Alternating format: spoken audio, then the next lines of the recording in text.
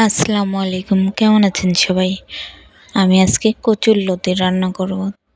তার জন্যে কাঁচামরিচ, পেঁয়াজ, আদা জিরে বাটা, হলুদ, কাঁচামরিচ বাটা, লবণ দিয়ে হালকা তেল দেব।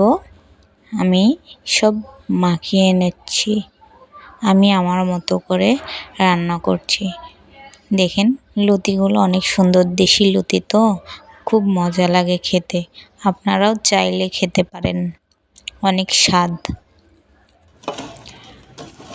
সুন্দরভাবে আমি মাখিয়ে নিলাম। আমি এটার মধ্যে মাছ দিয়ে দিয়েছি, আপনারা যে কোনো মাছই দিতে পারেন, কিন্তু আমি পাঙ্গাস মাছ দিয়েছি।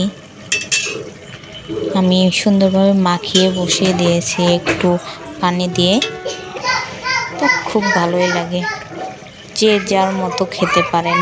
একটু লেবু দিয়ে দিলাম, কারণ যদি গলা চুলকায় তো লেবুর জন্য আর চুলকাবে না। খুব সুন্দর হয়েছে, খেতেও অনেক মজা। আপনারাও কি খান এভাবে? জানাবেন, অনেক সুস্বাদু।